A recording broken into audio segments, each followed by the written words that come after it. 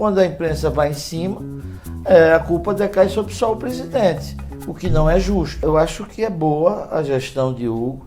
Ele, em algumas situações, tem sido penalizado de coisas que ele não tem, por exemplo, culpa. Quais? Né? Por exemplo, recentemente, essa questão do fura-teto ou qualquer coisa.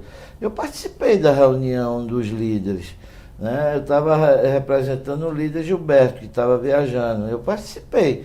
Não teve ninguém, exceto o PSOL e exceto o Novo, que questionou e falou. Pelo contrário, todo mundo falou a favor. Quando a imprensa vai em cima, a culpa decai sobre só o presidente, o que não é justo. A gente vê, inclusive, ministro do governo falar, criticar, quando o próprio partido do governo, do presidente, apoiou essa decisão ou sequer disse, não, a gente não aceita.